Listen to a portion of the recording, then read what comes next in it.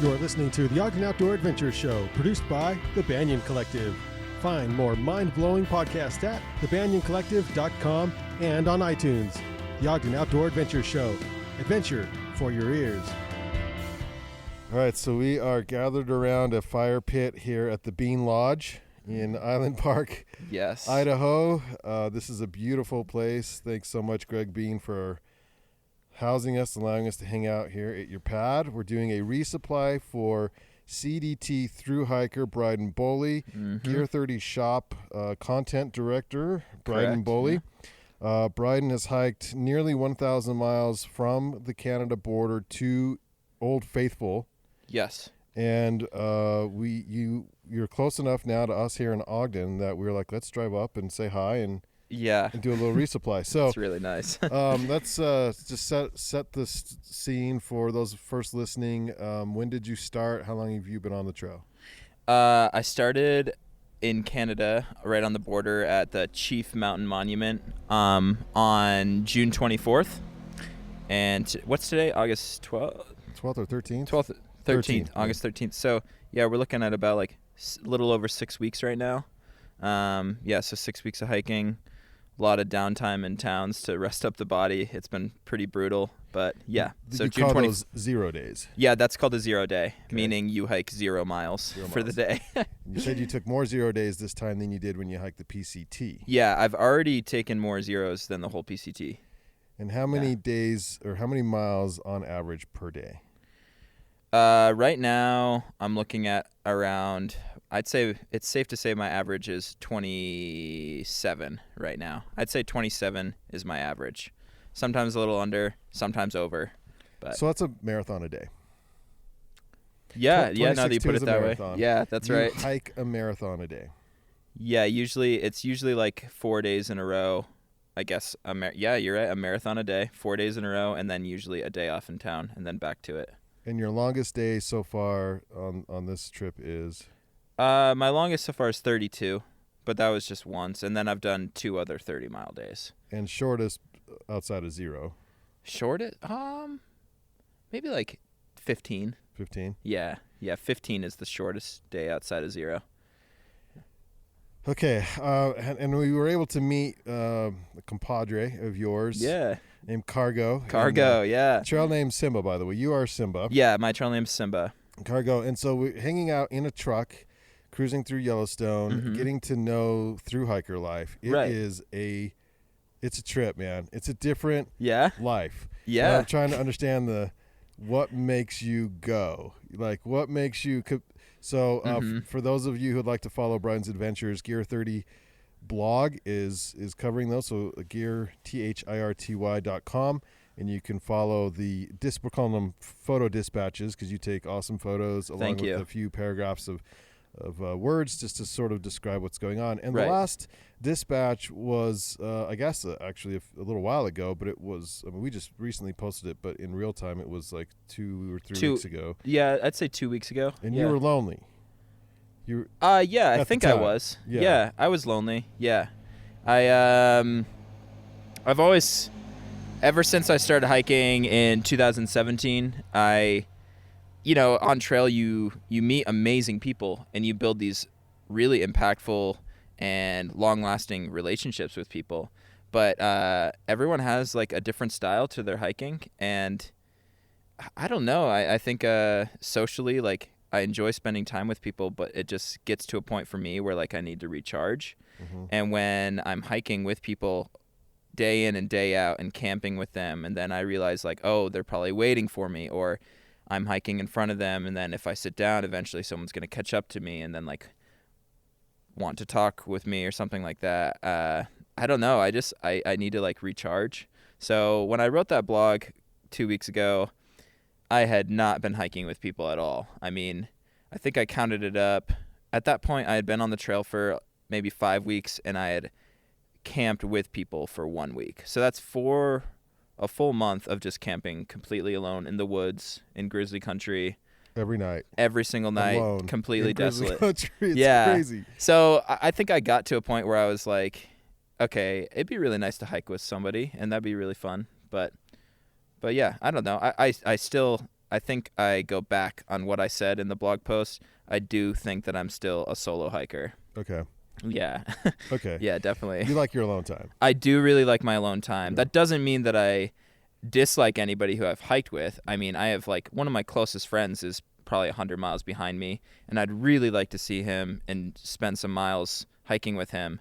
But I mean, we've had conversations with him, he and I, about this, and he knows that I'm a solo hiker. He's definitely a very social hiker. Is that an awkward conversation? Not really. No, no, he gets it, and Okay. he's done like the PCT, the Appalachian Trail, and he's a very weathered hiker, so he gets it. But as a reminder, 2 years ago, 2017, Bryden started his thru-hiking career, having never backpacked 1 mile in his life. No backpacking. No backpacking. You started at Mexico and headed north on the PCT. Oh, yeah. And you've learned a few things. I've definitely learned a lot. Yeah, I mean, I look at pictures that Cody Lee and Chase Birch, Tristan Sadler took of me as I was going down there to Mexico to start the PCT.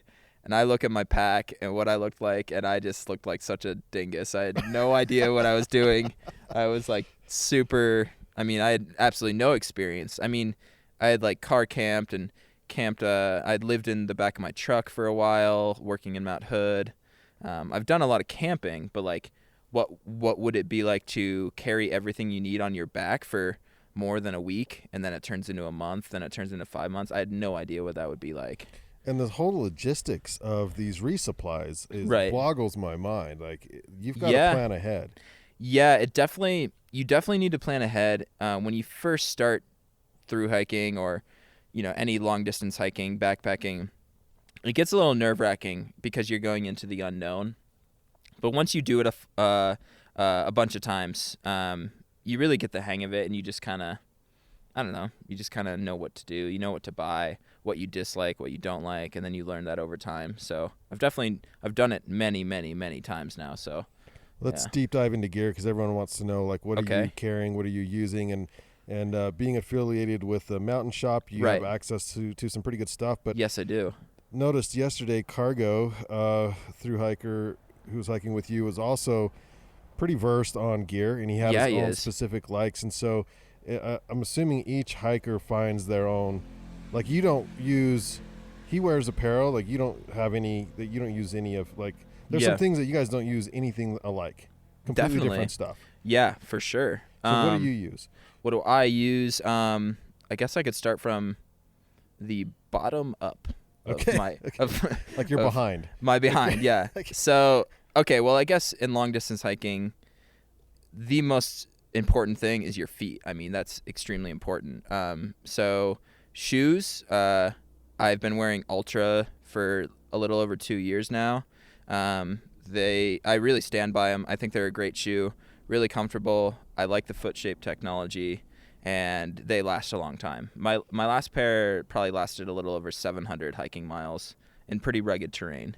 They were beat up, that's for sure. But yes, so Ultras, Timp is my favorite, and then paired with that, I usually use Darn Toughs. Darn Tough socks. Darn Tough socks. I think they're a great sock. I'm not totally attached to. You have put holes in them. Yes, they're burly. I can't put holes in mine. Yeah, well, I don't walk 30 miles a day every day. Yeah, they're pretty thrashed right now. They're in the washing machine or dryer right now at this point. But Darn Toughs. By the way, I don't dry my Darn Toughs ever. You don't dry? I hang dry them. You hang dry them? Yeah. Huh. So, well, it's just a thing. I don't know. Okay. I don't know if that matters, but it might. That's totally why you have holes in your socks. That's why. It's because of the dryer. It has nothing to do with the miles you put on it. Yeah, nothing to do. Yeah. That's Chase, the buyer for Gear 30. Type it in there. Yeah. Who knows a thing or two about gear as well, and is helping resupply Bryden, Simba, Bowley with good gear for the hike. So you got Ultras that you'll probably go through 4, maybe 5 pairs over 3,000 miles. Yeah. Darn Tough socks. Mm-hmm. Moving on up. Okay. Then, as far as what I wear on my legs, even in pretty chilly weather, I'm typically hiking in like a running short. At first I've been wearing some Patagonia running shorts, but I just switched over to some icebreakers, and I'm really excited to try those. They're a 5-inch, and they're like a they have like a really nice merino wool, right? It's merino wool, Chase. Well, you cut the. Well, you cut the liner out. Oh yeah. Oh yeah. So. Oh yeah. I cut. I don't know if they any. were merino wool till you cut the liner out. Yeah. Yeah, that's true. That precious merino wool. Is I know. now gone. So yeah, I cut the liners out of running shorts. It's kind of funny. I personally don't like liners, but anyway. But so, they're like a synthetic, and then the waist belt, like the not hip belt, but the waist has like a synthetic merino blend, I believe. Okay. All right. Sweet. So. Yeah, I mean they look like an awesome running short, and I'm excited to try them. And then I use underwear. And that's good. I'm glad you used that. Some thru-hikers don't wear underwear. Only thru-hikers wear is underwear. Some don't. My friend, I met a guy. Nasty. I met a guy. He's like, whoa. I'm like, you're wearing I'm like, Rob, he doesn't have a trail name. His name's Rob. And I'm like, Rob, do you wear underwear? He's like, no, I don't hike with underwear. I don't even have it. I'm like, okay, what? wow. And he's a dedicated hiker. He like started in Southern California. Just created his own path, like bushwhacked through Southern California, through the Arizona desert, did the Hayduke Trail, and then bushwhacked through Southern Colorado to the Continental Divide Trail monument, and then started a thru hike. Oh He said he hiked like. How come he doesn't have a trail name yet? Because it has to be bestowed upon you. Is that correct? I think like socially, that's kind of what hikers say, like just let somebody give you a trail name. Right. There are some people who are like they self-proclaim their own trail name, but that's not my style. I think the trail should give it to you. You shouldn't just give it to yourself. Are you sure Rob is not his trail name? I know, right? Yeah, Rob, maybe his trail name's just Rob. Okay, yeah. So I'm wearing Saks underwear, and those are really nice. On my torso, I'm wearing a short sleeve Mountain Hardwear shirt that is like really breathable, and they don't make it anymore. They stopped making it like 3 years ago, which I'm bummed about. And I got lucky because when I was in Kathmandu, I really wanted that shirt, and I couldn't find it anywhere in the United States on any discount store, Amazon, whatever. And I walk into the Mountain Hardwear store in Kathmandu, and sure enough, it was in this like discount bin. Was it a real Mountain Hardwear? Yeah, it actually was. There's like in Kathmandu, there's all the knockoff gear shops, but then there's like a real North Face, a real Sherpa, a real Mountain Hardwear. There's a couple like the real deal things there, but yeah. So I have that shirt. What and then you have a jacket. Yeah, So for warmth, I have a Western Mountaineering. What's this called, Chase? I don't even know what it's called. Quick Flash? Yeah. Yeah. I think it's called the Quick Flash. Yeah, we don't carry it, so I'm not 100% sure what it is called. Okay. Western Mountaineering, known for their sleeping bags, and they're some of the nicest sleeping bags in the world, and that's what you have to sleep. But they also have an apparel line, but we don't carry their apparel line in Gear 30 because it's pretty high end and very high end. Yeah. We don't sell that. Their buyers picky. Yeah, they're. Yeah, I heard their buyers really picky. Weird dude. So your pack and so your pack weighs what? Fully loaded. If I take away my fanny pack with my camera equipment in it, which fanny pack's a thing. Fanny pack is definitely a thing, and like with the films that I like produce for YouTube and like everything that I do for Gear 30, I need to carry my camera equipment in a big fanny pack. So that definitely comes into my base weight, but if I were to take that away, I think my base weight's around like 8 to 9 pounds, something like that. I'm not completely sure. That's insane. Of what that is. I don't know. I don't pay too much attention to it, but. So what equipment or what backpack do you have? For a while, I've been using a ULA. It's called the CDT, which is really fitting. It's ironic.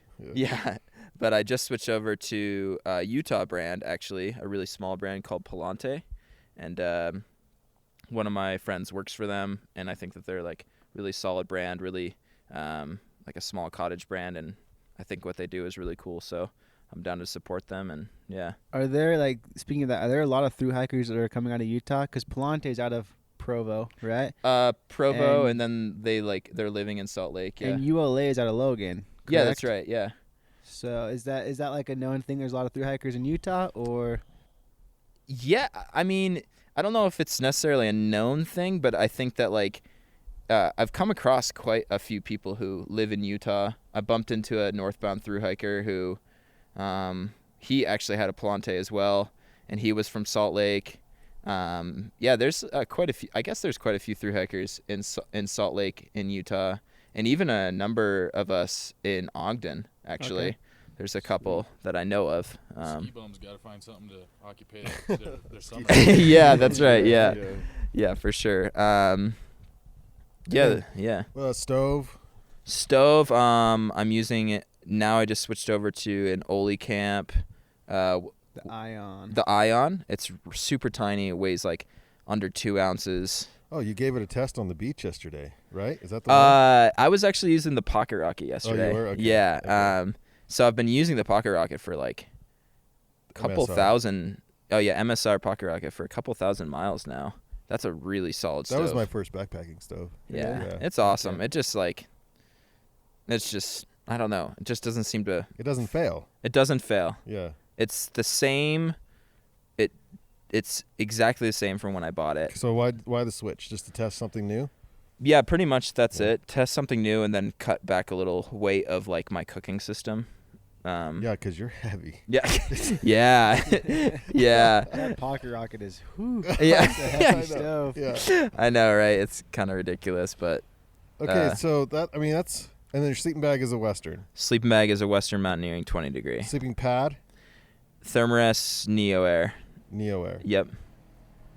What are we tent. Tent, right. You got a couple. Tent right now, I'm using the Nemo Hornet 1-person. Okay. Yeah. And you're going to switch to a Big Agnes soon. Yep, I'm switching to the Big Agnes Fly Creek carbon version, which is something they just released that is made with Dyneema, and yeah, it's a super. Not that the Nemo's bad. You were just trying new things. Correct. The Nemo is an amazing tent. I really like it. I'm excited to cut back my weight for my shelter, but at the same time, the side entry of the Nemo and just how solid and spacious that tent is, I'm a little sad to see it go, but it's okay. Should mention that a lot of the gear you're using will be used as you're doing video gear reviews on them. Absolutely, yeah. You'll be able to find those on YouTube Mm-hmm. under, I believe, the Gear 30 page. Yep. So we'll post them if you're following any of Gear 30 stuff. But, yeah, which is going to be, it's real world, hard use type reviews. This isn't open the box and let's see what this looks. Let's set up the tent. Oh, it's got this. No, you use it every day for months. I rely on it to save my life at night. Yeah. Literally. If I were to get trapped in some sort of a freak rain, hail, snow, whatever storm, this is, I'm not right next to a road. Sometimes, in some cases, it's 100 miles to get to any sort of civilization. Is that the most isolated? Is 100 miles is really far. Yeah. Yeah, it is. You're really that far into the backcountry. Yeah, I really am. Yeah. 100 miles. It sometimes day to day I'll be on the trail and I'm used to it at this point, but I'll look at my navigation and see okay, if I were to get really sick or if a storm were to come in or if I don't know, something raccoon attack. Freak raccoon, a large horde of mice were to all of a sudden engulf me, attack me. Which happens, I'm sure. Yeah. Oh yeah. If something were to happen, I'll look at the map and see okay, it's either 50 miles this way or 50 miles that way, and that's the only way to get to somewhere. Yeah. So, yeah, it's pretty real. There's, places in Alaska. I heard Andrew Skirka in one of his videos say he was super excited because he had a drop from the Alaska bush plains. He had his food drop, and he's oh, I'm so happy that this is here because it's either 300 miles that way or 300 miles back, and I'm completely out of food. So if this wasn't here, I would be 300 miles without food. That's really deep. That's real. Yeah, that's real. Yeah. So hats off to Andrew Skirka. He's a awesome dude. What advice would you have to someone because we met somebody really ironically, he was wearing a pair of Ultras yesterday. We were doing little hikes, and he was like, hey, nice shoes. He struck up a conversation. He mentioned he had actually pulled a permit to thru-hike, young guy too, the PCT, and wasn't able to do it. And then you guys got to talking, and you were encouraging him. What type of encouragement, what type of advice would you give people who have now have this on their mind, and they're like, maybe that's something I want to look at doing? I think my advice would just be, if you're thinking about doing it and it's something that you think about often, I was totally in your shoes at one point for several years. And if you are avidly thinking about it and that's like an itch that you want to scratch, I say just try to do everything in your power to go out and try a thru hike, because it drastically changed my life. It made me so much happier. It gave me a new perspective on like a way of travel and living. And it ultimately now super thankful that it's created a career for me. But yeah, I say just like. So are you a professional thru-hiker? I don't know about that. I mean, I have an awesome job and I'm super fortunate and very privileged for what I get to do. So. You worked hard at it. Thank you. You had to prove your talent. Yeah. To be able to do it. Yeah. Thank you. I mean, there's a lot of thru-hikers out there who are very much on a budget and have quit their jobs and stuff like that. And that's where I was at in the first place during my first thru-hike. And that's the case for a lot of people. And that's just the way that it is sometimes. And I'm very, very fortunate. So what's some of the slang? Because we heard some of it yesterday, and some of it is pretty obvious, like stealth camping. I'm like, okay, all right. Oh yeah, stealth camping. Doing a little stealth camping. Yeah. And what's some of the slang like that you guys use on a day-to-day basis that maybe we wouldn't know about or hear so much in regular backpacking land? Give me a second here. Slang. Yeah, you might need to help me. Well, I mean, this isn't so much slang that every thru-hiker uses, but Cargo and I, the other day before we got to Yellowstone, were joking around that we're so hungry all the time that we're eating, and we're just eating it so fast because our body needs something, but we're not necessarily like tasting everything and like enjoying the food. We're kind of just shoveling it into our mouths to regain energy. And we were joking around like, oh, this is some really good chicken flavor. Everything is just now flavor. Instead of like, oh, this is a really great pizza. It's like, oh, pizza flavoring. This is nice for like a split second. So we're like, oh yeah, a Snickers flavor. That's good.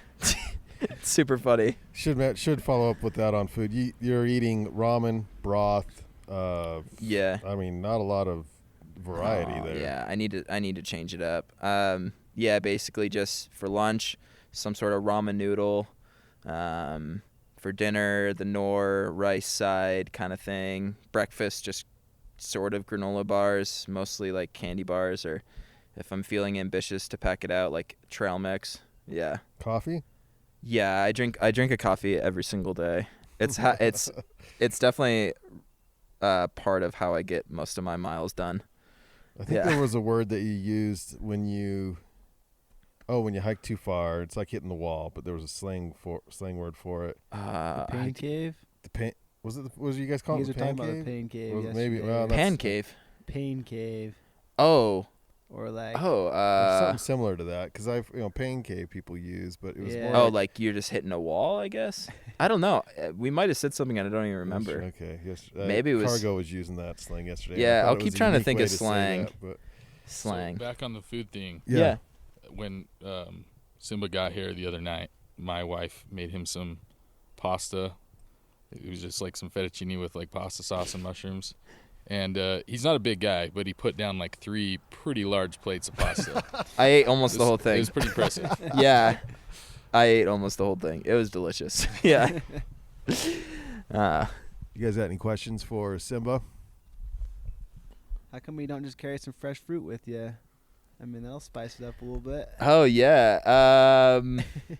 I know, right? I mean, I guess leaving town, getting back to the trail, you definitely, I try to like pack out an apple or a banana, but not a watermelon. Oh yeah, I think I'm gonna pack out a watermelon next time.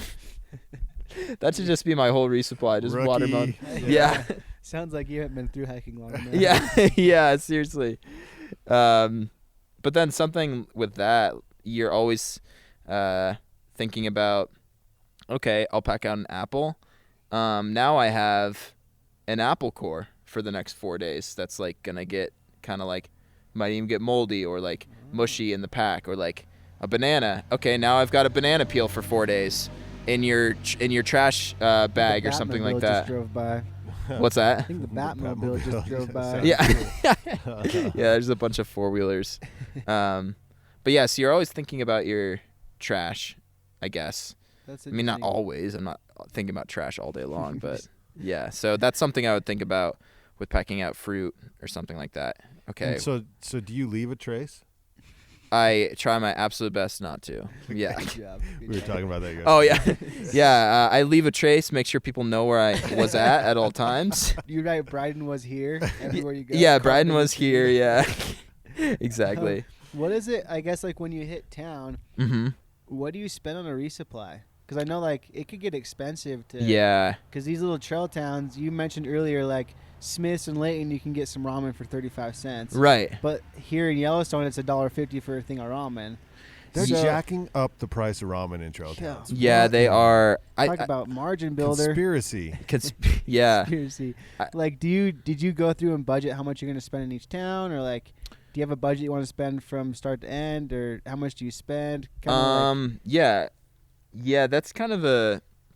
So how much you spend on a resupply definitely varies from hiker to hiker. I'd say if I'm packing out for a 100-mile stretch, it's looking to be around $40, 40 to 50. If it's a really expensive little place in the middle of nowhere, sometimes it can get up to be 60 just because they have like their prices jacked up. But I'd say $40 is a pretty safe number. Some people, I don't know how they do it, but they're spending like $25. And then sometimes I've seen people spend like $100, just like throw things in their cart and just ring it up, and they're at $100 for 100 miles. Wow. Bottle of wine. They're like buying expensive food. I don't know. Yeah. 6-pack of beers, raw chicken. Just kidding. Packing out raw chicken. Oh, that'd be disgusting. Like live chickens. They're just just live chickens. Yeah. Put them on a little leash. buddy. Yeah, a leash. Yeah. All right, Simba, we'll catch up with you soon. We'll try and get in touch with you before you finish. At least one other time, I hope. Greg Bean, thanks so much for having us stay at your makeshift cabin, which I will call it a cabin. I think it's amazing. Yeah. Up here in Island Park, it sleeps all of us. It's like the best 2 nights of sleep I've had in a long time. Felt fantastic up here in the woods and breathing the fresh air right outside of Yellowstone and Island Park. And Chase is doing a pretty good job of keeping Bryden supplied with new products, which is kind of cool. Yeah. Thank you so much, Chase.